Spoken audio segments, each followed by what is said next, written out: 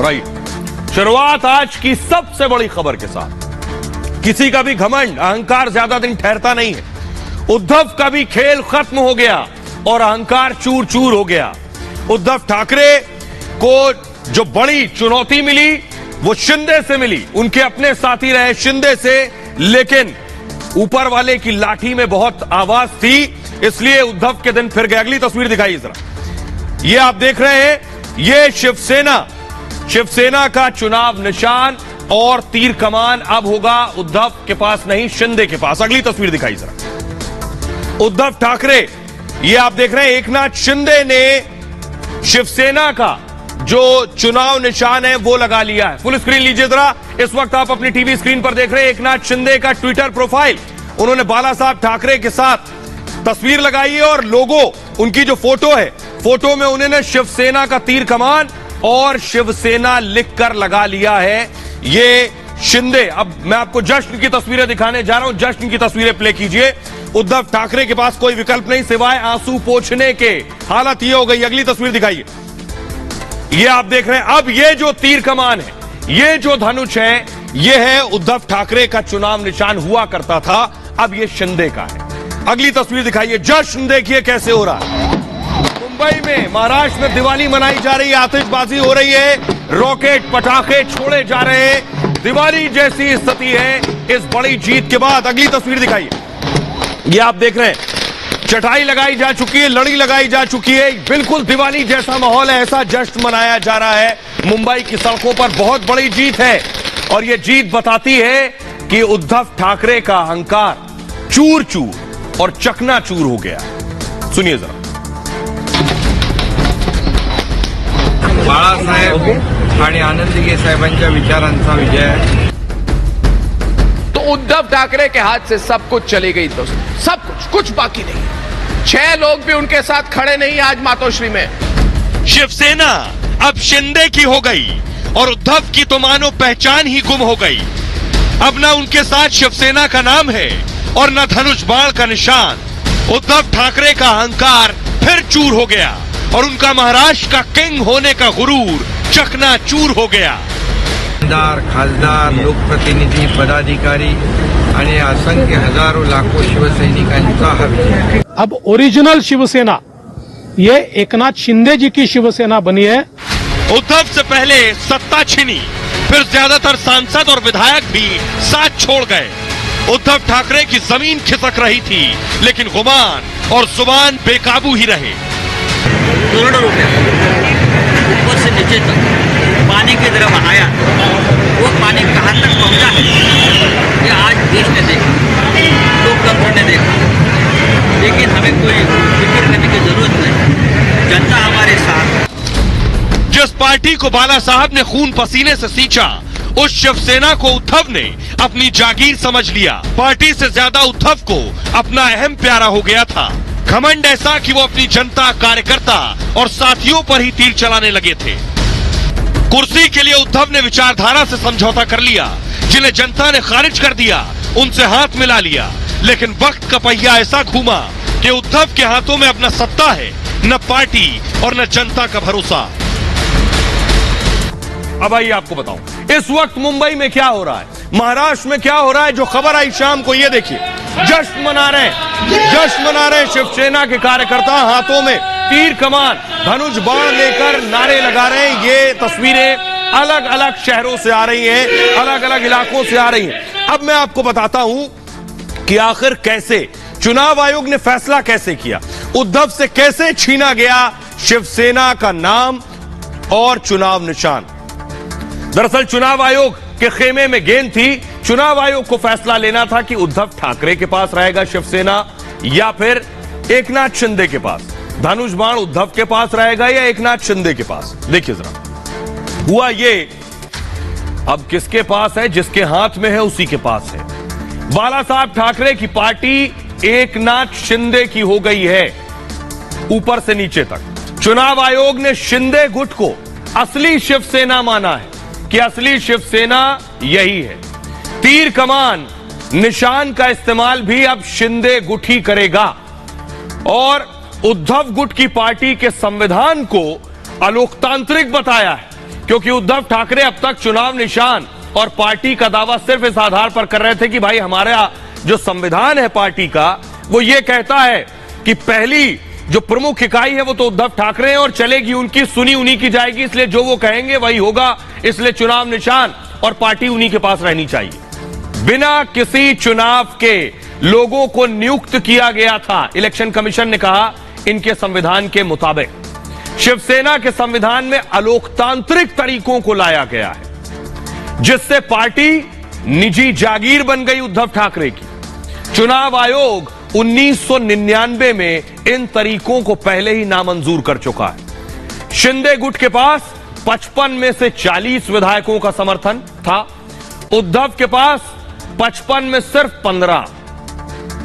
19 सांसद हैं, 19 में 13 सांसद शिंदे गुट के साथ थे और उद्धव के पास 19 में सिर्फ 4 सांसद। यह थी ताकत दोनों की, जो सबसे ज्यादा ताकतवर उसके पास तीर और कमान। चुनाव आयोग के फैसले से उद्धव को एक बड़ा झटका लगा है और अब मैं आपको दिखाता हूं, सुनिए जरा, उससे पहले आपको सुनवाता हूं क्या कुछ कह रहे हैं एकनाथ शिंदे और देवेंद्र फडणवीस इस बहुत बड़ी जीत के बाद। सुनिए। चुनाव आयोग ने जो निर्णय दिया है उसका मैं स्वागत करता हूं। ये लोकशाही का विजय है। हिंदू हृदय सम्राट बाला साहेब ठाकरे जी, धर्मवीर आनंद दिघे जी, इनके विचारों का विजय है। और मेरे साथ मैंने जो भूमिका ली उसके साथ जो 50 विधायक और 13 सांसद, हजारों लाखों कार्यकर्ता, पदाधिकारी, शिव सैनिक, ये इनका विजय है और इसलिए मैं चुनाव आयोग को धन्यवाद देता हूं। सम्राट शिवसेना प्रमुख बाला साहब ठाकरे जी के विचारों पर चलने वाली शिवसेना, यानी मुख्यमंत्री एकनाथ जी शिंदे, इनकी शिवसेना को शिवसेना का चिन्ह धनुष्य बाण और शिवसेना का नाम मिला है। अब ओरिजिनल शिवसेना ये एकनाथ शिंदे जी की शिवसेना बनी है। मैं एकनाथ शिंदे जी का बहुत बहुत अभिनंदन करता हूं। हमें जो विश्वास था, आज उस विश्वास को पूरे तरीके से बल मिला है और असली शिवसेना, बाला साहब के विचारों पर चलने वाली शिवसेना, ये एकनाथ शिंदे जी की ही है। अब सोचिए, मैं आपको सुनवाने जा रहा हूं, बताने जा रहा हूं कि राज ठाकरे क्या कह रहे हैं। उद्धव ठाकरे के भाई भ्राता राज ठाकरे ने, शिवसेना जब दे दी गई एकनाथ शिंदे को तो राज ठाकरे ने क्या कहा। उनका कहना है बाला साहेब द्वारा दिया गया शिवसेना का विचार कितना सही था, यह आज एक बार फिर पता चल गया है। यही विचार था जो एकनाथ शिंदे का विचार है और राज ठाकरे भी उस विचार के साथ खड़े। देवेंद्र फडणवीस ने कहा हिंदू हृदय सम्राट बाला साहेब ठाकरे के विचारों पर चलकर हिंदुत्व और सच्चाई के लिए लड़ने वाले मुख्यमंत्री एकनाथ शिंदे और राज्य के शिव सैनिकों को नाम शिवसेना पार्टी और धनुष का चिन्ह मिलने पर मैं हृदय से बधाई देता हूं। शिवसेना और बाला साहब थोराट कांग्रेस के नेता, वो कह रहे हैं शिवसेना और ठाकरे को अलग नहीं किया जा सकता। महाराष्ट्र की जनता चुनाव आयोग के फैसले को स्वीकार नहीं करेगी। महाराष्ट्र की जनता आगामी चुनावों में उद्धव ठाकरे के साथ मजबूती से खड़ी रहेगी। सोचिए, शिवसेना का कोई स्टेक नहीं, फिर भी शिवसेना बोल रही है। लेकिन सुनिए जरा संजय राउत क्या कह रहे हैं। संजय राउत आज कोई शायरी नहीं पढ़ी उन्होंने, सुनिए जरा। ये फैसला नहीं, ये न्याय नहीं। जैसे महाराष्ट्र में सरकार बनी, इसको कहा जाता है घोटे सरकार। करोड़ों रुपए ऊपर से नीचे तक पानी की तरह बहाया, वो पानी कहाँ तक पहुंचा है ये आज देश ने देखा, लोकतंत्र ने देखा। उद्धव ठाकरे जी ने मुख्यमंत्री पद के लिए हिंदुत्व छोड़ा, नाम भी गया, निशान भी गया। अब दोनों हाथ में हरा झंडा लेके निकले हैं, नामो निशान भी रहेगा क्या? सुन लिया आपने। लेकिन ये उद्धव ठाकरे की हार है, बड़ी हार है, उनके अहंकार, उनके घमंड की हार है। जिस दौर में सरकार में थे, पुलिस, पूरा राज्य, सब कुछ अपनी जागीर समझते थे और आज एक बड़ी जीत हुई है। उद्धव की सारी साजिशों की हार है ये। सोचिए, ऊपर वाले की लाठी में इतनी आवाज है कि साजिश के बाद कुर्सी भी चली गई, मुख्यमंत्री पद भी चला गया, अब पार्टी बची थी, पार्टी भी चली गई, चुनाव निशान भी चला गया। अर्नब गोस्वामी क्या कुछ कह रहे हैं, उन्हें सुनिए। क्या होता है कि लक्ष्मण रेखा पार करके आप लोगों ने हद कर दी थी कि नहीं की थी? तब आपको क्या लगा था कि लोग कुछ नहीं कहेंगे, भारत में कोई संविधान नहीं है, कोई संस्था नहीं है, कोई न्यायिक प्रक्रिया नहीं है, कि कोई संयम जैसी चीज नहीं थी इनमें और इनके जो सुपुत्र हैं, जो राहुल गांधी टाइप हैं, मुंबई में और महाराष्ट्र में सब लोगों को यही उम्मीद थी कि सब, हाँ, आदित्य ठाकरे की बात कर रहा हूं, सबको यही उम्मीद थी, जिस तरीके की पॉलिटिक्स ये लोग कर रहे थे, कोई मोरालिटी वाली पॉलिटिक्स नहीं थी। नवंबर की 5 तारीख 2020 को आप याद कीजिए, आज के आपकी घमंड उस समय कहां थी? आपने उस समय रोका क्यों नहीं इनको? क्यों नहीं रोका? आप रोकते 2 साल 4 महीने पहले आप रोकते तो क्या ये आज ये दिन आपको देखना पड़ता? आप बताइए मुझे, कहां है आपकी एमवीए चूर चूर, वाड्रा कांग्रेस चूर चूर, और इनकी तो पार्टी चली गई हाथ से। मुंबई के सड़कों में बाहर लोग पार्टी कर रहे हैं कि गई इनके हाथ से, पार्टी चली गई, सिंबल चली गई। यह उद्धव ठाकरे के हाथ से पार्टी गई, सरकार गई, सिंबल भी चली गई, सिंबल भी चली गई, और मैं यही कह रहा हूं कि आज सत्ता गई, सब कुछ गई, सिर्फ उनका घमंड शायद उनके साथ है, ऐश्वर्या, और कुछ नहीं है उनके साथ, बिल्कुल अकेले बैठे हैं। कौन है आज मातोश्री में? कौन खड़ा है मातोश्री में जो प्रोटेस्ट कर रहा है? कौन है उनके साथ आज? उद्धव ठाकरे के हाथ से सब कुछ चली गई दोस्तों, सब कुछ बाकी नहीं, बिल्कुल अकेले बैठे हुए आज, और वो रो रहे हैं मातोश्री में, और उनको दिलासा देने के लिए वहां पे 6 लोग भी नहीं है। ऐश्वर्या, ब्रेकिंग खबर आपको बता रहा हूं मैं, 6 लोग भी उनके साथ खड़े नहीं आज मातोश्री में। सोचिए, बाला साहेब की पार्टी इतने अरमानों से बनाई थी, सुपुत्र केवल मुख्यमंत्री बनने की चाहत में पूरी पार्टी, दशकों पुरानी पार्टी को खत्म कर दिया बेटे ने। देखिए सर, 1966 में बाला साहेब ठाकरे ने स्थापना की थी शिवसेना की। 1968 में राजनीतिक दल का रजिस्ट्रेशन कराया था, लेकिन बेटे ने सब डुबो दिया। 1971 में पहला चुनाव लड़ा था उन्होंने, 1974 में बीएमसी चुनाव जीता था, और 1984 में बीजेपी के निशान पर यह चुनाव लड़ा। तीर कमान चुनाव चिन्ह 1985 में मिला, 1985, और 2023 में बेटे ने वो चुनाव निशान शिंदे को दिलवा दिया। ऐसे ऐसे कारनामे किए। बीएमसी की सत्ता पर काबिज हुए 1985 में, 1989 में 4 लोकसभा सीट पर जीत दर्ज की, और 89 में मुखपत्र सामना भी लॉन्च किया। 1990 में महाराष्ट्र में 52 एमएलए जीते थे, और 2019 में महाराष्ट्र में सरकार बनाई। 19 में एनडीए से अलग हो गए, और उसके बाद 2022 में शिवसेना 2 गुटों में बंट गई, एक गुट शिंदे और एक उद्धव का। तीर कमान चिन्ह पर 22 में ही रोक लग गई थी। चुनाव आयोग ने फैसला लिया, और फैसला शिंदे के हक में आया। उद्धव के लिए आपको बताऊं, कुर्सी जाना, सत्ता जाना, सीएम का पद जाना इतनी बड़ी हार नहीं थी, जितनी बड़ी शिकस्त पार्टी चले जाना, चुनाव निशान चला जाना है। बहरहाल अहंकार यही हश्र करता है। खबरों में आगे बढ़ते हैं। आज की एक और बड़ी खबर है, जुनेद बहाना है, हिंदू राष्ट्र निशाना है। दरअसल पिछले कई दिनों से अच्छा है, साधु संत महात्मा पुजारी पंडित देश में हिंदू राष्ट्र की बात कर रहे हैं कि भारत को हिंदू राष्ट्र बनाया जाना चाहिए, इसके लिए महाकुंभ हो रहा है। नेता यही बात कह रहे हैं, बाबा बागेश्वर इस बात को दोहरा रहे हैं। लेकिन इस बीच एक खबर आई, अगली तस्वीर दिखाइए। जुनेद और नासिर की हत्या कर दी गई। जुनेद और नासिर की एक गाड़ी में आग लगाकर उनकी हत्या की गई। अगली तस्वीर दिखाइए जरा। इनके जो शव है, ये आप देख रहे हैं बोलेरो, इस गाड़ी में इनके शव निकले। इनमें सिर्फ कंकाल बचे थे। ये हालत हो गई थी शरीर की इस बोलेरो गाड़ी में, जलाकर इन्हें मार दिया गया। अगली तस्वीर दिखाइए। आरोप है मोनू मानेसर पर। ये देख रहे हैं मोनू मानेसर की तस्वीर, ये है मोनू मानेसर। मोनू मानेसर पर आरोप है। पीछे आप देख रहे हैं 2 बंदूकें, आगे गाड़ी में भी बंदूकें रखी हुई हैं। मोनू मानेसर कौन है ये मैं आपको बताऊंगा, लेकिन अगली तस्वीर दिखाइए। लेकिन अब वो लोग जो हिंदू राष्ट्र के खिलाफ थे, हिंदू राष्ट्र पर आवाज उठा रहे थे उसके खिलाफ, अब उन्हें बहाना मिल गया। वो कह रहे हैं जुनैद की जो हत्या हुई है वो हत्या उन्होंने की जो लोग हिंदू राष्ट्र की आवाज बुलंद करते हैं। सुनिए जरा।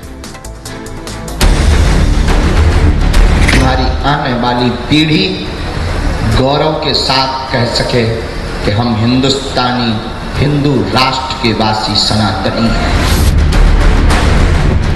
सबको सुरक्षित करने के लिए अगर हिंदू राष्ट्र बनाना है तो बनाना चाहिए। हिंदू राष्ट्र का यही तो चक्कर है, हिंदू राष्ट्र को मानने वालों ने तो जुनैद और नासिर को मार दिया ना। जब देश के पंडित, संत, पुजारी, हिंदूवादी संगठन हिंदू राष्ट्र की बात कर रहे हैं, हिंदू राष्ट्र की मांग कर रहे हैं, तब जुनैद और नासिर के बहाने हिंदू राष्ट्र पर सियासतदान निशाना साधने लगे। हिंदू राष्ट्र के खिलाफ बोलने वाले राजनेताओं को बैठे बिठाए एक मुद्दा मिल गया है। ओवैसी ने सीधे जुनैद नासिर की मौत को हिंदू राष्ट्र से जोड़ दिया।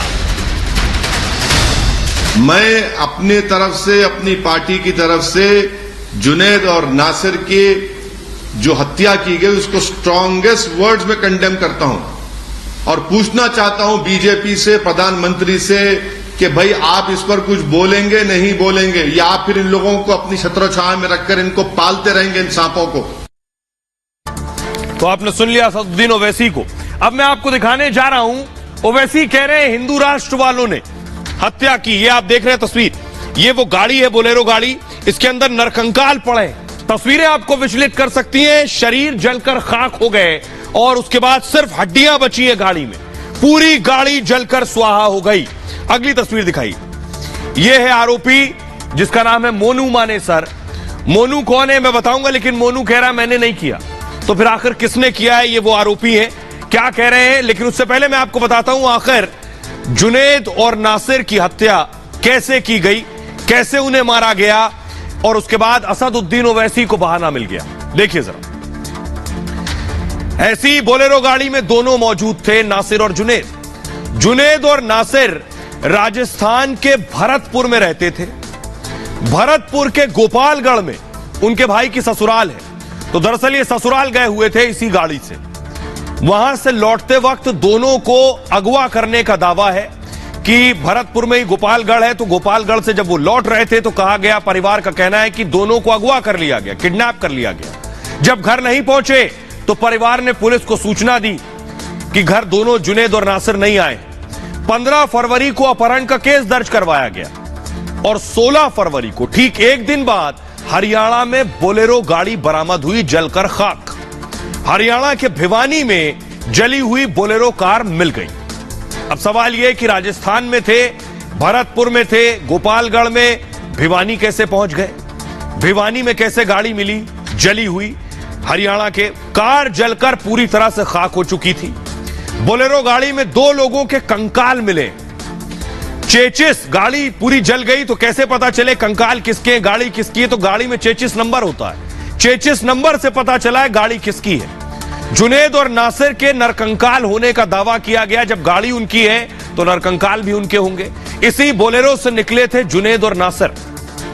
अपहरण की वजह की अभी पुलिस जांच कर रही है कि दोनों को अपहरण क्यों किया गया। दोनों शव में केवल हड्डियां बची थी और कुछ नहीं बचा। जुनैद नासिर पर गो तस्करी का शक था और गोरक्षक दल के मनु मानेसर पर हत्या का आरोप है। परिवार का आरोप है कि जुनैद नासिर को पीटा गया, पहले बोलेरो की पिछली सीट पर बिठाकर आग लगा दी गई। परिवार ने पुलिस पर भी गंभीर आरोप लगाए हैं। अब मैं आपको सुनवाता हूं परिवार के लोग, वहां के लोग क्या कह रहे हैं और पुलिस क्या कह रही है। मेरे पीछे आप ठीक देख पा रहे हैं, ये देखिए किस तरह से ये जला हुआ पूरा एरिया है, यानी कि जो बोलेरो में आग लगाई गई थी, जो 2 नरकंकाल मिले थे, अब उसके यहाँ पर कुछ सबूत ही बचे हैं कि यहाँ पर किस तरह से आग लगाई गई थी। हालांकि दूसरी तरफ दिखाइए उज्जवल की ये घना जंगल है, चारों तरफ सिर्फ सन्नाटा है। यहाँ पर आपने कितने बजे इस बोलेरो को देखा? सुबह 7:30 बजे आके हमने देखा है कि कंकाल है गाड़ी के अंदर। तो फिर हमने 112 पे कॉल करके पुलिस वालों को बुलाया। 112 वाले 15-20 मिनट में वो पहुंच गए थे। जब ये पता चला है कि ये कहीं पीछे से मार के ले आए हुए थे और यहाँ सुनसान जगह देख के यहाँ जलाए गए, हमें ग्रामीणों का रोष ये है कि ये इतनी 300 किलोमीटर से लेकर हमारा ही गांव को टारगेट किया गया है। हम इसकी निष्पक्षता से जांच करवाना चाहते हैं। अब आइए मैं आपको बताता हूं, जो लोग नहीं जानते भरतपुर कहां है, जो लोग नहीं जानते भिवानी कहां है, क्योंकि भरतपुर के रहने वाले थे जुनेद और नासिर, और भिवानी में इनकी गाड़ी कैसे पहुंची, शव कैसे मिला, देखिए जरा।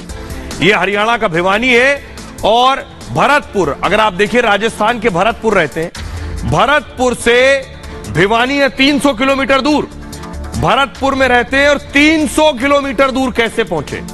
300 किलोमीटर दूर गाड़ी किसने चलाई? शव 300 किलोमीटर दूर कैसे पहुंचे? यह बड़ा सवाल है। अब मैं आपको सुनवाता हूं, सुनिए जरा परिवार के लोग क्या कह रहे हैं और पुलिस क्या कह रही है। इतनी बुरी घटना है कि शायद हमने न सुनी और न देखी कि एक आदमी को यानी कि अपने काम से जा रहा है और उनको रुकवा लेते हैं और रुकवाने के बाद उनको फिर मार पीटते हैं और मार पीट के अपहरण कर लेते हैं और अपहरण करने के बाद हमने रिपोर्ट दर्ज करा दी। पुलिस तलाश कहाँ गया मारा पीटा? कहाँ? गोपालगढ़ में? नहीं, वो जोतरी साइड वहाँ वो घर वाले बताते हैं कि हम मारा पीटा इनको और पीटने के बाद गाड़ी में डाल। गिरफ्तारी की सूचना आई? कुछ नहीं है जी, अभी ये तो हमारे पास सरकार पुलिस या कोई ऐसी आदमी नहीं आया, और जब कोई नहीं आएगा, जब तो हमें आश्वासन नहीं देगा, हम मिट्टी भी नहीं देंगे उस वक्त। हमारे एरिया में डेड बॉडियां मिली थी, हमने इसे चौहत्तरी कार्रवाई करके पोस्टमार्टम करवा के डेड बॉडियां उनके हवाले कर दी हैं। और जो जीप जली हुई थी बोलेरो जीप, वो भी पुलिस का माल मुकदमा था, पुलिस ले गई अपने साथ। एफएसएल की टीम हमारी भी आई थी, सीन ऑफ क्राइम टीम, और scene of crime team Rajasthan वालों की भी थी। उन्होंने सैंपल लिए हैं और डीएनए के सैंपल लिए हैं और भी सैंपल लिए हैं, जो मौत का कारण जानेंगे और आग कैसे लगी उसके कारणों का पता लगवाएं सैंपलों से। लोगों में गुस्सा है, जहां के रहने वाले हैं जुनेद और नासिर, वहां पंचायत बुलाई गई। तस्वीर दिखाइए इधर, पंचायत बुलाई गई, पंचायत पहुंची, वहां मंत्री भी पहुंचे उस पंचायत में, और ये आप देख रहे हैं, ये पंचायत की तस्वीर मैं आपको दिखा रहा हूं। पंचायत में मंत्री भी पहुंची थी। उसके अलावा क्योंकि भरतपुर राजस्थान में आता है, वहां के लोगों में नाराजगी और गुस्सा। अगली तस्वीर दिखाइए, परिवार वालों का रो रो कर बुरा हाल है। ये आप देख रहे हैं, परिवार वालों का रो रो कर बुरा हाल है, क्योंकि परिवार को अभी भी यकीन नहीं हो रहा है कि जुनेद और नासिर की इस बर्बर तरीके से हत्या की गई है। एक और तस्वीर, अगली तस्वीर दिखाइए, ये मोनू मानेसर है। मोनू पर आरोप है कि मोनू ने हत्या की। मोनू कह रहा है वो बेगुनाह है। अगली तस्वीर दिखाइए, ये मोनू की तस्वीर है, हाथ में बंदूक लिए, लेकिन मोनू का कहना है उस दिन वो बात था ही नहीं। अगली तस्वीर दिखाइए, ये आप मोनू कह रहा है कि मैं तो होटल में था, ये होटल का सीसीटीवी है। मोनू कह रहा है जिस दिन कहा जा रहा है मर्डर हुआ, उस दिन तो मैं होटल में मौजूद था। मोनू मानेसर कौन है जिस पर हत्या का आरोप लग रहा है, उसके बारे में मैं आपको बताता हूं। मोनू मानेसर पहले भी कई बार सुर्खियों में रहा है। 28 साल के मोनू ने अपने ऊपर लगे आरोपों से इनकार किया है। सोशल मीडिया पर मोनू अक्सर तस्वीरें शेयर करता रहता है जिसमें गाय के प्रति उसका लगाव साफ दिखता है। सोशल मीडिया पर उसके फॉलोअर भी काफी संख्या में हैं। सोशल मीडिया पर पुलिस के साथ सम्मान लेते एक तस्वीर भी उसने साझा कर रखी है। आइए अब आपको उसके बारे में कुछ और बताता हूं कि मोनू मानेसर जो है उस पर कई आरोप भी हैं। 20 दिन में 2 हत्या और 1 अटेम्प्ट टू मर्डर का आरोप है। ग्राफिक्स प्ले कीजिए। गुरुग्राम के मानेसर का रहने वाला है, बजरंग दल में गौरक्षा प्रमुख है। मोनू मानेसर का नाम मोहित यादव है। उसकी उम्र 28 साल है और मोनू 2 भाइयों में बड़ा भाई है। उसके पिता की मौत हो चुकी है। गौ तस्करों के बीच मोनू नाम का खौफ है। मोनू मानेसर का अपना पूरा नेटवर्क है, कई शहरों में उसके मुखबिर हैं। 20 दिन में 2 हत्या के केस उस पर दर्ज हुए हैं। 1 हत्या के प्रयास का भी आरोप है। 7 फरवरी 2023 में एक मामला सामने आया गुरुग्राम के पटौदी कस्बे में दो पक्षों में हंगामा हुआ था। मोनू मानेसर भी उस वक्त मौके पर पहुंचा था।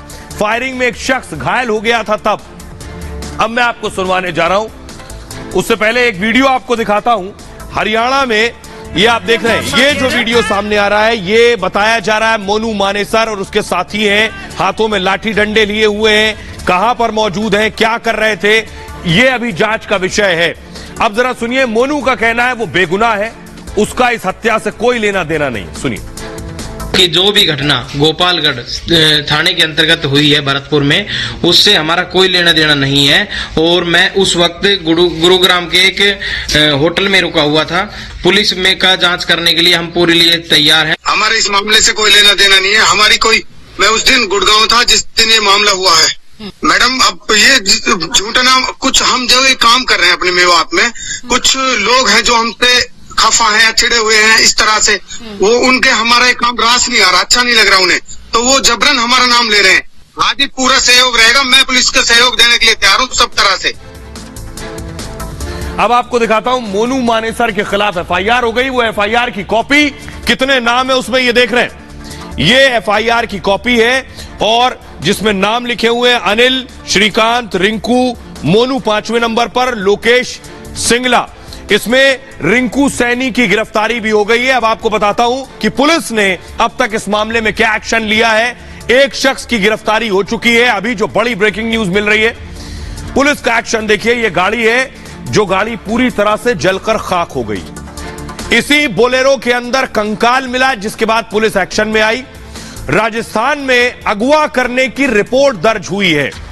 एफआईआर में 5 लोगों के खिलाफ शिकायत दर्ज है। मोनू मानेसर, रिंकू सैनी पर अगवा करने का आरोप है और इसे मूव कीजिए आगे। श्रीकांत, अनिल और लोकेश पर भी केस दर्ज हुआ है। हरियाणा के भिवानी से शव बरामद किए हैं पुलिस ने। राजस्थान पुलिस भी मौके पर पहुंची थी, यानी राजस्थान पुलिस हरियाणा आई, भिवानी पहुंची। राजस्थान पुलिस ने बोलेरो को अपने कब्जे में ले लिया है। घटना में कितने लोग शामिल हैं, इसकी जांच जारी है। चेचिस के आधार पर गाड़ी की पहचान हुई है। गाड़ी के नंबर से गाड़ी मालिक के फोन नंबर के बारे में पता चला। तब पता चला ये नासिर और जुनैद की गाड़ी है। नरकंकाल केस में हत्या की धारा जोड़ी गई है। पुलिस हर एंगल से मामले की जांच कर रही है। पुलिस एफएसएल की टीम जांच में जुटी हुई है। दोनों के कंकाल के सैंपल लिए गए हैं। डीएनए जांच से शव की शिनाख्त हो पाएगी। दोनों शव का पोस्टमार्टम पूरा हो गया है। दोनों शव को परिवार को भी सौंप दिया गया है। आरोपियों की तलाश की जा रही है। लेकिन बड़ी चीज ये, राजस्थान में है भरतपुर, यानी एक दूसरा राज्य, एक दूसरा जिला। हत्या हुई 300 किलोमीटर दूर, दूसरा राज्य, दूसरा जिला। पुलिस के लिए बहुत बड़ा चैलेंज। अगर भरतपुर की पुलिस भरतपुर में, राजस्थान में खोजती तो हरियाणा में जो हत्या हुई वो पता नहीं चल सकती थी। जरा सुनिए पुलिस क्या कह रही है। सूचना मिली कि जो वाहन जिसमें ये दोनों लड़के बैठे हुए थे, वो जली हुई हालत में भिवानी डिस्ट्रिक्ट हरियाणा में लोहारू में मिला है। उस व्हीकल के इंजन चेसिस नंबर के आधार पर व्हीकल की मैचिंग की गई। उसी जले हुए व्हीकल के अंदर 2 व्यक्तियों के शव भी पूरी तरह जली हुई हालत में यहाँ भिवानी पुलिस ने बताया। तो पुलिस जांच कर रही है और जल्द से जल्द सभी आरोपी पकड़े जाएंगे इस मामले में। खबरों में आगे बढ़ते हैं। आज की एक और बड़ी खबर है, मोदी के खिलाफ इंटरनेशनल सुपारी। प्रधानमंत्री नरेंद्र मोदी ने बहुत पहले कह दिया था उनके खिलाफ साजिशें होने वाली हैं। 24 में कैसे भी मोदी को रोक लो, साम दाम दंड भेद कुछ भी करके मोदी को रोक लो, और वो शुरू हो गया। अगली तस्वीर दिखाइए। जॉर्ज सोरोस हैं ये। जॉर्ज सोरोस प्रधानमंत्री नरेंद्र मोदी को कैसे रोकने की तैयारी कर रहे हैं। पूरी ताकत लगा दी है कि 24 में मोदी ना आने पाए। ये अमेरिकी बड़े कारोबारी हैं, हजारों करोड़ की संपत्ति है। पहली बार इन्होंने मुंह खोला और सिर्फ मोदी को रोकना और मोदी के खिलाफ। देखिए जरा क्या चाहते हैं ये।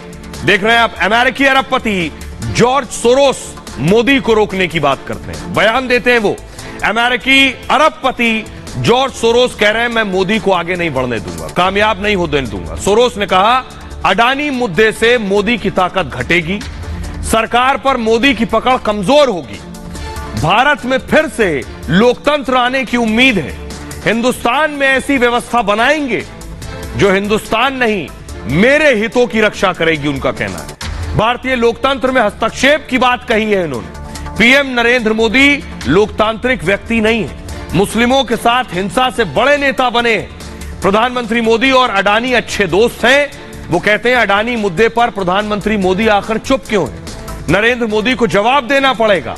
वो कहते हैं संसद विदेशी निवेशकों को जवाब देना होगा इस मामले में। जॉर्ज सोरोस भारत में सत्ता परिवर्तन चाहते हैं, मोदी को हटाना चाहते हैं अमेरिकी अरबपति। चहेते लोगों के आने से मुनाफा कमाने का प्लान है उनका। फंडिंग के जरिए मोदी को हटाने की कोशिश कर रहे हैं, यानी पैसा लगा रहे हैं, पैसा बहा रहे हैं पानी की तरह और चाह रहे हैं कि मोदी को किसी भी तरह से रोके। मोदी के खिलाफ, भारत के खिलाफ साजिश कर रहे हैं। और आपको याद होगा यह बात प्रधानमंत्री नरेंद्र मोदी ने कई हफ्तों पहले, महीने पहले कह दी थी कि उनके खिलाफ साजिश होने वाली है, जिसकी शुरुआत हो चुकी है।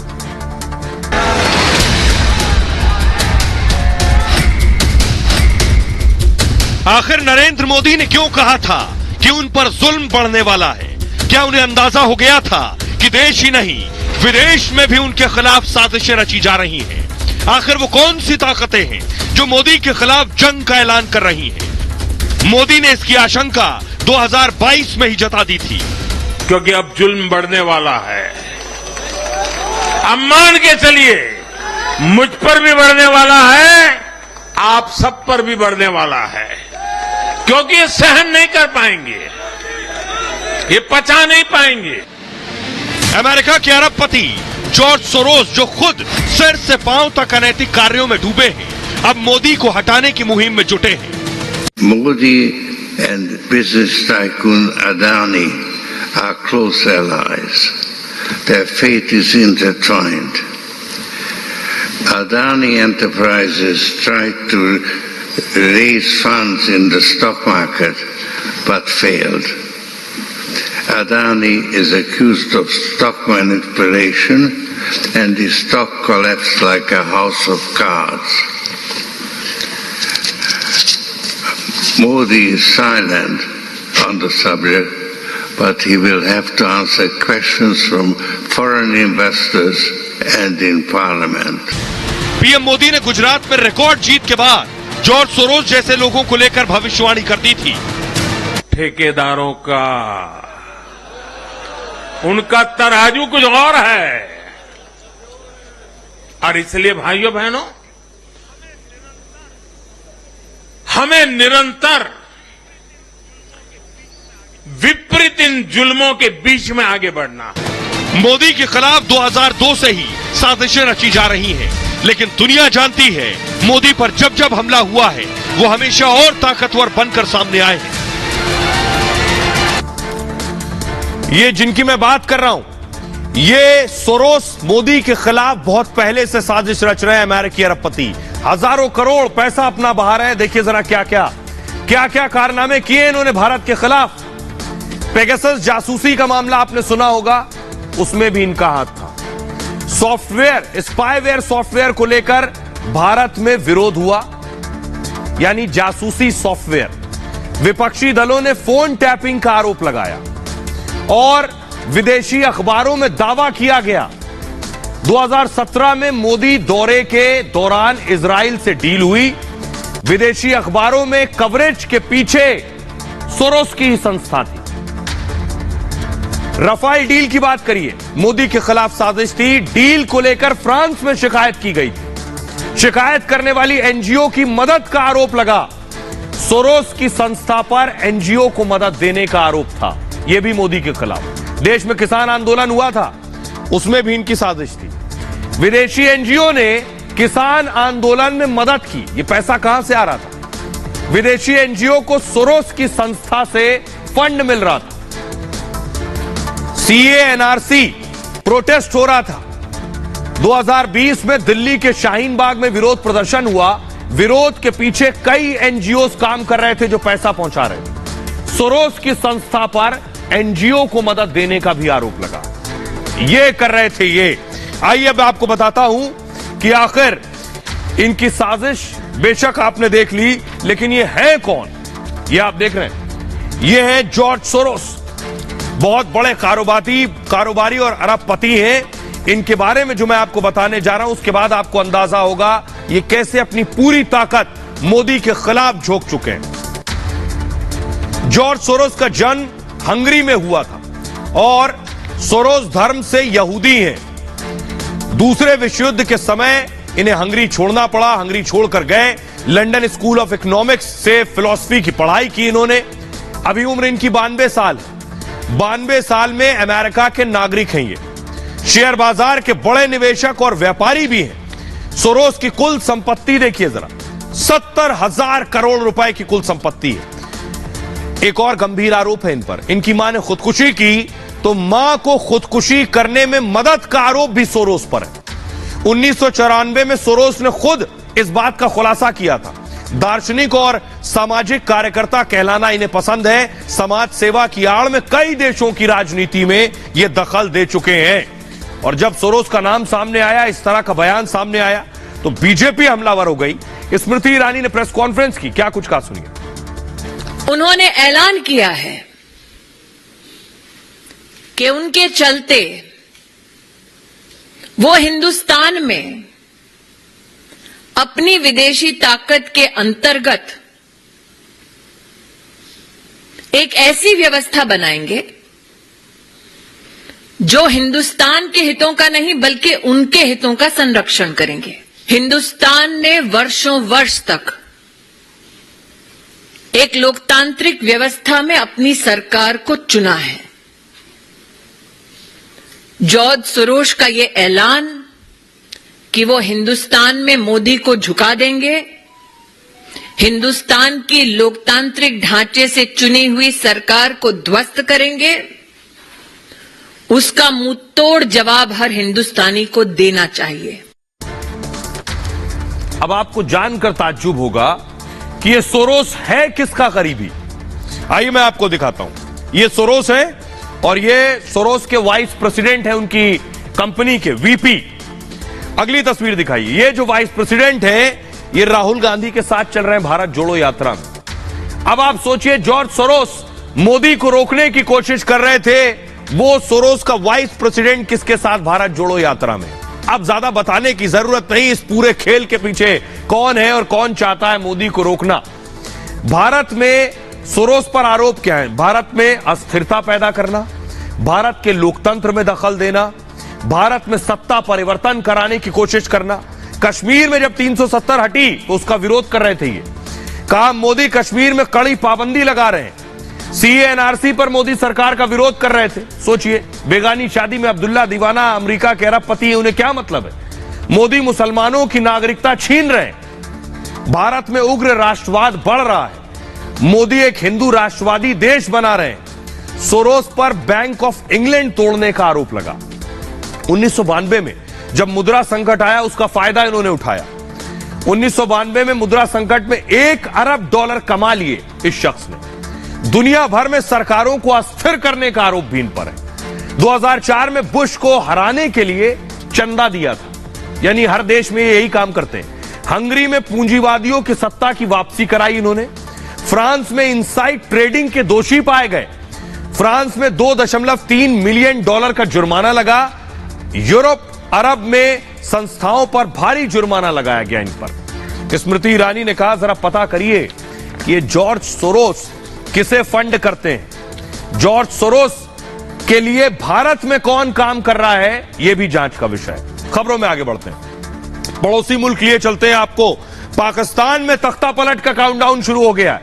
पाकिस्तान में कभी भी कुछ भी हो सकता है, क्योंकि शहबाज शरीफ, ये देख रहे हैं, मुंह छिपाकर पहुंचे हैं टर्की भाग गए प्रधानमंत्री। अगली तस्वीर दिखाइए जरा।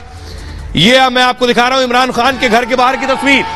इमरान खान के घर के बाहर भारी भीड़ है। कभी भी खबर है इमरान खान की गिरफ्तारी हो सकती है। तो शाहबाज टर्की में इमरान के घर के बाहर भीड़, गिरफ्तारी हो सकती है। अगली तस्वीर दिखाइए। और बिलावल इंग्लैंड भाग गए। तो प्रधानमंत्री भी नहीं है, बिलावल भी नहीं है और इमरान की गिरफ्तारी हो सकती है। तो पाकिस्तान में तख्ता पलट की उल्टी गिनती शुरू हो गई है। कभी भी कुछ भी किसी भी वक्त हो सकता है। रिपोर्ट देखिए जरा।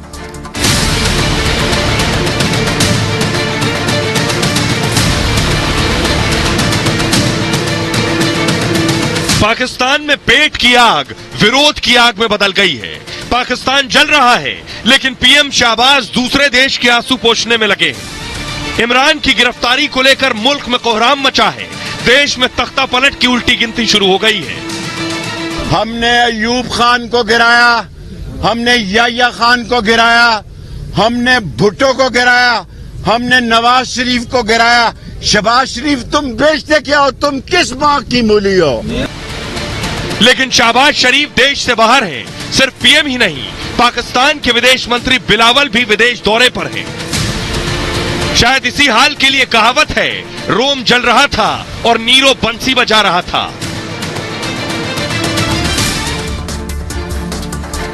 आइए तो मैं आपको बताता हूं मैं क्यों कह रहा हूं कि पाकिस्तान में तख्ता पलट होने वाला है। इमरान खान की गिरफ्तारी की लगभग सारी तैयारी कर ली गई। कभी भी इमरान खान गिरफ्तार हो सकते हैं, यह इमरान खान को भी पता है। पूर्व पीएम इमरान पर गिरफ्तारी की तलवार लटक रही है। उनके घर के बाहर की तस्वीर मैं आपको दिखा रहा हूं। किसी भी वक्त इमरान अरेस्ट किए जा सकते हैं, जेल में भर दिया जाएगा। लाहौर में इमरान के घर के बाहर समर्थकों का भारी जमावड़ा है कि उनका नेता कहीं पकड़ ना लिया जाए। जमन पार्क है वहां, जमन पार्क में गिरफ्तारी रोकने के लिए भारी भीड़ जमा है। इमरान के घर के पास पुलिस की वैन पहुंच चुकी है। इमरान समर्थकों ने पुलिस पर सेना को धमकी दी है और इमरान गिरफ्तार हुए तो पूरा देश सड़क पर उतर आएगा। शहबाज सरकार के खिलाफ जनता विद्रोह करने लगेगी। उनका कहना है कंगाल पाकिस्तान में गृह युद्ध की आग भड़क सकती है।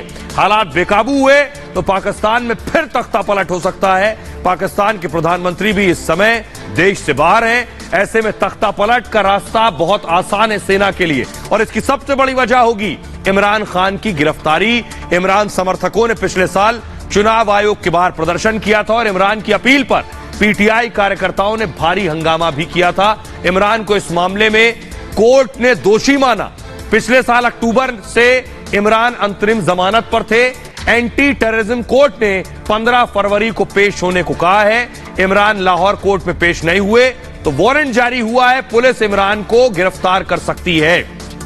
अब सुनवाता हूं, सुनिए जरा गृह मंत्री पाकिस्तान के राणा सनाउल्लाह क्या कह रहे हैं। मैंने FIA को ये टास्क सौंपा है कि वो चौधरी परवेज लाई के खिलाफ बादियों नजर में जो है वो मुकदमा दर्ज करना बनता है। मुकदमा दर्ज किया जाए और उनको गिरफ्तार करके इनके खिलाफ मुकदमा दर्ज किया जाए, इनको इन्वेस्टिगेट किया जाए। जो है वो बादशाह सलामत की जो है वो अपना अंदाज है, वो टांग पे टांग रख के बैठे हैं।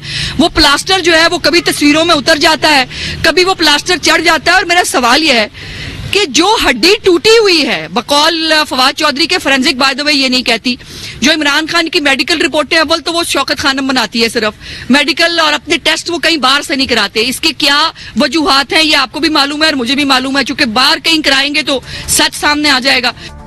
अब सोचिए जरा, शहबाज शरीफ कहां है? शहबाज शरीफ ने मुल्क छोड़ दिया।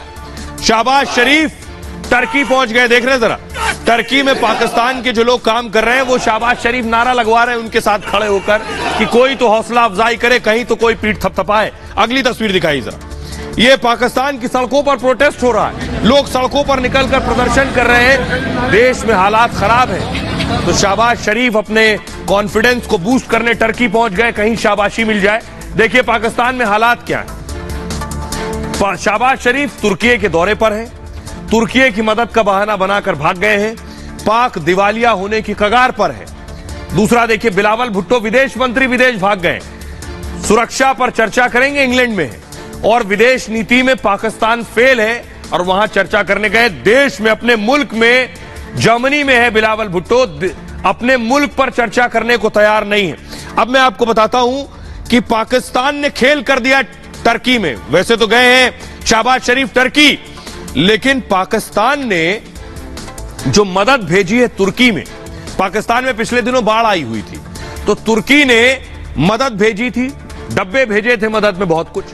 अब जब तुर्की में भूकंप आया तो वही डब्बे पाकिस्तान ने लपेट के वापस तुर्की भेज दिए। अब तुर्की ने डब्बे खोले तो उसमें मेड इन टर्की लिखा हुआ है। अब देखिए धोखा कैसे किया है। अब मैं आपको बताने जा रहा हूं। तुर्की की मदद पर पाकिस्तान की इंटरनेशनल बेइज्जती हो गई।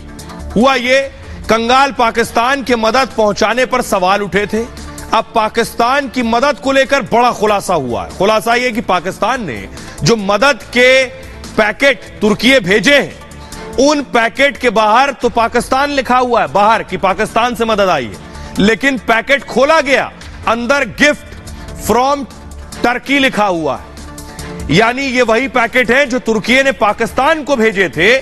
तुर्की ने बाढ़ के वक्त पाकिस्तान को मदद दी थी और पाक ने मदद के बहाने वही पैकेट वापस तुर्की भेज दिए हैं। यह मजाक किया, पाकिस्तानी मीडिया में इस मदद का मजाक उड़ाया जा रहा है। अब आपको सुनवाता हूं, क्या ये सुनिए कि आखिर पाकिस्तान के लोग क्या कह रहे हैं। दिन के लिए इस्लामाबाद है, फिर लाहौर चले गए, तुर्की भी वो लाहौर से गए। अच्छा, तुर्की भी लाहौर से गए और तुर्की से एक अजीबो गरीब किस्म की खबर आई। अच्छा, वहां सामान पहुंचाई सिंध से शायद, और वहां सामान पहुंचा, उसके ऊपर लिखा हुआ गवर्नमेंट ऑफ सिंध, हुकूमत पाकिस्तान टैग लगा हुआ। उन्होंने जो खोला है तो अंदर से वो निकला है पैकेट के, तुर्की की तरफ से मोहब्बत के साथ जो सैलाब के दिनों में भेजा था उन्होंने सामान, वही पैकेट पैक करके भेज दिया। इंडिया जो है वो इस टाइम दुनिया की मतलब 5th स्ट्रांग इकॉनमी है उसके पास, और बाकी अगर आप वहाँ की और यहाँ की चीजों का मतलब अगर आप रेट देख लेना तो बहुत ज्यादा है, और आवाम यहाँ पे किसी पे ट्रस्ट नहीं कर सकती। क्योंकि अब मैं आपको बताता हूं, तो ये प्रधानमंत्री भाग चुके, विदेश मंत्री भाग गए, इमरान गिरफ्तार होने वाले हैं, पाकिस्तान का हाल क्या है, नोटों की स्थिति क्या है, ये तो आपने देख ली। लेकिन हालत ये है कि इस वक्त ये आप देख रहे हैं यूएस के फॉरेन ऑफिसर हैं, ये चीन का आर्थिक गुलाम बनने जा रहा है पाकिस्तान, क्योंकि इतना कर्जा दिया है चीन ने, इतना कर्जा दिया है वो उतार नहीं पा रहे, अब गुलामी की तरफ बढ़ रहे हैं। दूसरा कोई और विकल्प बचा नहीं है गुलामी के सिवा।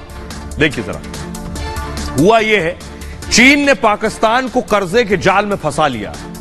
बाकी देश जब पाकिस्तान को कर्ज देने से बच रहे थे, आईएमएफ जैसी संस्थाओं ने कर्ज के लिए कड़ी शर्त लगाई, तब चीन ने सस्ते में पाकिस्तान को कर्ज दे दिया। पाकिस्तान इसे फायदा समझकर चीन से कर्ज लेता रहा। अब हालात ये हो गए कि पाकिस्तान के कुल कर्ज का 30% चीन का है। पाकिस्तान पर करीब $100 अरब का विदेशी कर्ज है, जिसमें $30 अरब का कर्ज उसने चीन से लिया। इतना कर्ज लेने पर अमेरिका ने पाकिस्तान को अब चेतावनी दी। चेतावनी है कि चीनी कर्ज से पाकिस्तान को बर्बाद होने की हिदायत दी। चीन का कर्ज कम किए बिना कोई मदद देने से अमेरिका ने इनकार कर दिया। चीन भी अब पाकिस्तान को नई मदद देने से बच रहा है। सस्ते कर्ज को वसूलने के लिए चीन पैतरे अपनाता है। कर्ज ना चुकाने पर वो प्रोजेक्ट या जमीन हथिया लेता है जहां काम कर रहा है। श्रीलंका में उसने हम्बनटोटा बंदरगाह पर ऐसे ही कब्जा किया था। पाकिस्तान में कई प्रोजेक्ट चीन की मदद से चल रहे हैं। कंगाल पाकिस्तान पैसे नहीं लगा पाएगा तो चीन प्रोजेक्ट हड़प लेगा, और चीन पाकिस्तान कॉरिडोर यानी सीपीईसी प्रोजेक्ट पर चीन की नजर है इस वक्त। सीपीईसी को चीन पूरी तरह से अपने कब्जे में ले लेगा। अब मैं आपको सुनवाता हूं, सुनिए जरा कि क्या कुछ कह रहे हैं टीएलपी के नेता। हमारे दौर में 60 रुपए किलो था, आज 135 रुपए किलो पहुंच गया। जो आम आदमी खाने की उसकी पीने की चीज है। जो घी है वो 380 अरब था, आज 600 अरब केजी पहुंच गया। और इसमें हमारा ऐलान यह है कि हम आपको फिर 72 घंटे का अल्टीमेटम दे रहे हैं, और हमारा ये आपसे मुतालबा है फिलहाल कि आप ये पेट्रोल की दी हुई कीमतें वापस लें। 72 घंटे बाद हम ऐलान करने पर मजबूर हो जाएंगे, जिसके लिए तहरीक लब्बैक पहले भी जानी जाती है। आइए खबरों में आगे बढ़ते हैं, और आपको बहुत अच्छी खबर दिखाने जा रहा हूं मैं कि भारत की जो टीम गई थी तुर्की मदद करने के लिए, उसको कैसे लोगों ने विदा किया है। तुर्की में जय हिंद, ये मैं आपको दिखाने जा रहा हूं। ये जो आप देख रहे हैं तस्वीरें, ये हमारी एनडीआरएफ की टीम है जो तुर्की गई थी लोगों को बचाने, और वहां से जब लौटी है तो देखिए तुर्की के एयरपोर्ट पर तुर्की के लोग ताली बजा रहे हैं उनके लिए। ये देख रहे हैं एनडीआरएफ के लोग रेस्क्यू करके तुर्की से निकल रहे हैं एयरपोर्ट से, और लोग खड़े होकर ताली बजा रहे हैं। फुल स्क्रीन लीजिए जरा इस तस्वीर, ये देख रहे हैं आप।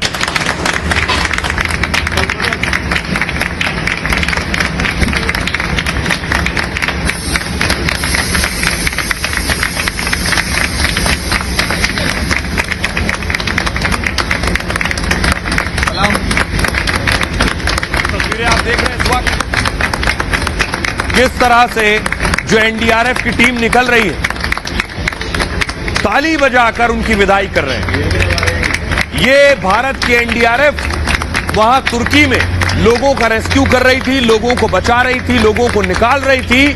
भारत के लिए ये प्यार, ये मोहब्बत, ये स्नेह तुर्की में देखने को मिल रहा है। किस तरह से भारत के एनडीआरएफ की टीम को विदा किया गया। आइए अब मैं कुछ तस्वीरें आपको दिखाने जा रहा हूं। ये आप देख रहे हैं, ये भारत की एनडीआरएफ की टीम है जो वहां रेस्क्यू कर रही थी, लोगों को निकाल रही थी, लोगों की जानें बचा रही थी। अगली तस्वीर दिखाई जरा। ये तस्वीर आप देख रहे हैं, भारत की सेना जो पहुंची थी वहां मदद कर रही थी। एक महिला ने गले लगा लिया जब लोगों तक इलाज पहुंचा, लोगों तक राहत पहुंची। अगली तस्वीर दिखाई जरा। ये आप देख रहे हैं, एक बच्चे को बचाया गया था, छोटा बच्चा जिसे बचाया गया। ये वो तस्वीर मैं आपको दिखा रहा हूं, एक महिला को बचाया गया। अगली तस्वीर दिखाई जरा। ये है भारत की एनडीआरएफ, जो एनडीआरएफ ग्लोब मास्टर के जरिए टर्की पहुंची थी ऑपरेशन दोस्त के तहत। अगली तस्वीर दिखाई जरा। जब एनडीआरएफ के लोग भारत आ गए तो उनका वेलकम किया गया भारत में। किस तरह से वेलकम, इसमें एम्बियंस होगा, एम्बियंस दीजिए जरा। ये आप देख रहे हैं, ये वेलकम किया गया, ये वो तस्वीरें हैं। आइए मैं आपको सुनवाता हूं, सुनिए जरा एनडीआरएफ क्या कुछ कह रही है। अब जो वहां काम किया वो जरूर उनके मदद में आया, और जिसको हम बचा पाए, जो हम उसमें से रिकवर कर पाए। डेड बॉडी भी मिलने से एक फैमिली को क्लोजर मिलता है, लगता है कि हम उनके अंतिम क्रिया ठीक से सम्मानजनक तरीके से कर पाएंगे, तो फैमिली को एक क्लोजर मिलता है। तो वो भी एक छोटी सी उपलब्धि कहूं, लेकिन उपलब्धि जरूर है। और एनडीआरएफ का काम वहां काफी प्रशंसा वहां के लोगों में और वहां की सरकार ने की है। तो भारत की बहुत अच्छी एक पहल, और एक तरह जिस तरह खबर मिलते ही प्रधानमंत्री जी ने कह दिया कि हम पूरी मदद करेंगे। बहरहाल ये भारत की बात है में इतना ही। आप अपना बहुत ख्याल रखिए। एक छोटे से ब्रेक के लिए रुक रहे हैं, लौट रहे हैं कुछ और बड़ी खबरों के साथ।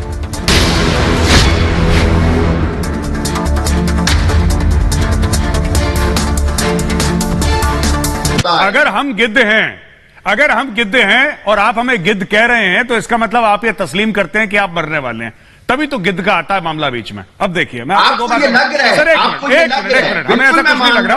और एक मैं बात बताऊं, एक मिनट मेरी बात सुन लीजिए हामिद खान साहब।